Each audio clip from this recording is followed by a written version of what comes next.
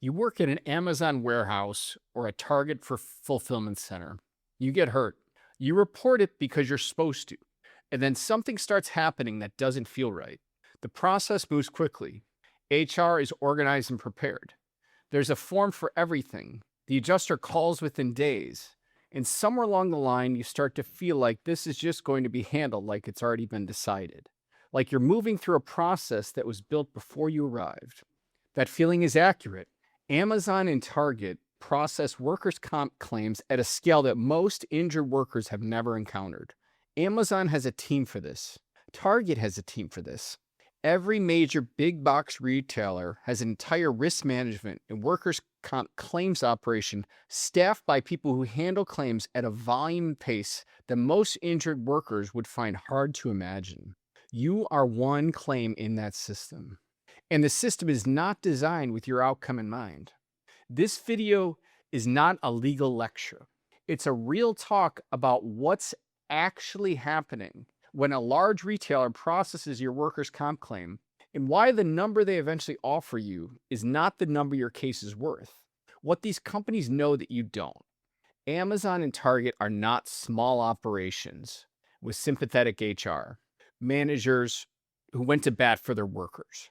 These are companies with sophisticated legal and claims management infrastructure. They know Illinois workers' compensation law better than most injured workers will ever need to. They know what TTD pays. They know how MMI gets timed. They know what a low impact back injury settles for versus a more complex one. They've seen thousands of cases.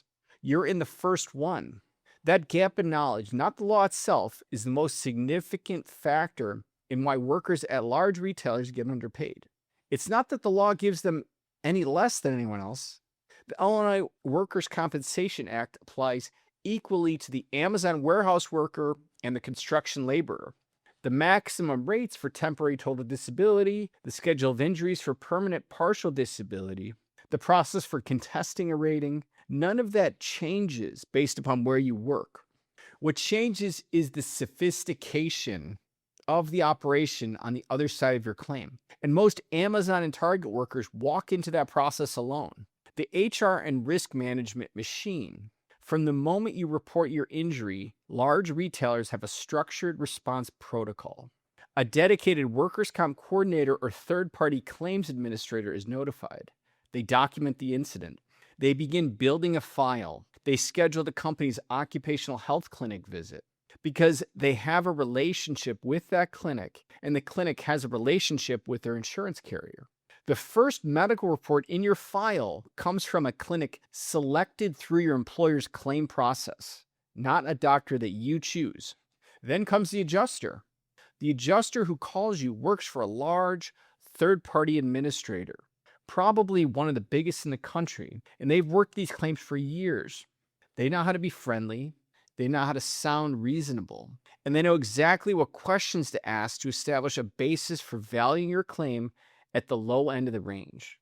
Talking to a professional whose job it is to close your case as efficiently and inexpensively as possible. That's not a cynical statement. That's the job description. The efficiency and the inexpensive part are not in your interest. Why your claim looks small to them. Here's the thing about working in a large warehouse or retail facility.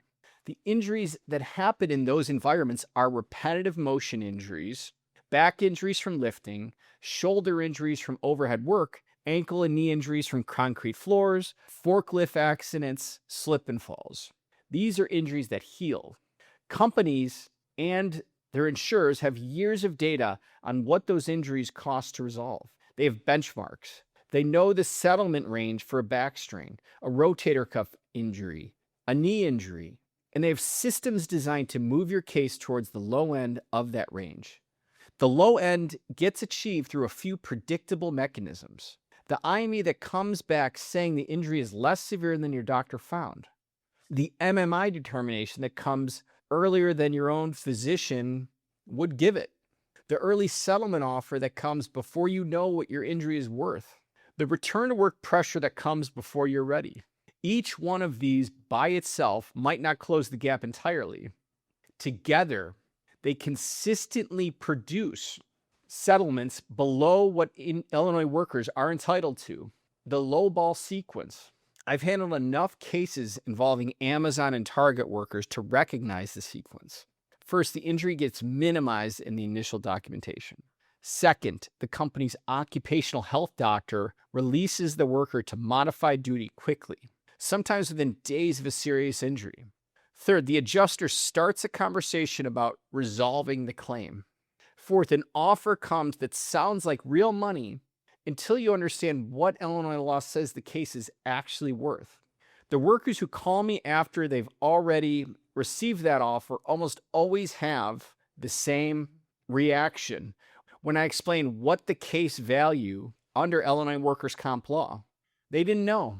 Nobody told them. The adjuster certainly wasn't going to.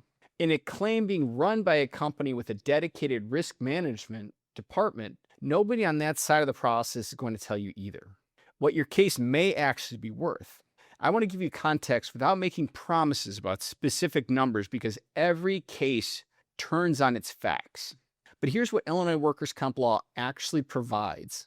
Temporary total disability, which is the income replacement you receive while you cannot work, is paid at 66 2/3% of your average weekly wage up to the state maximum. The TTD maximum changes every 6 months. For injuries in 2026, the current maximum is $2,008.60 per week. For 2024 injuries, the maximum ranged from approximately $1,898 to $1,908 per week, depending on the injury date.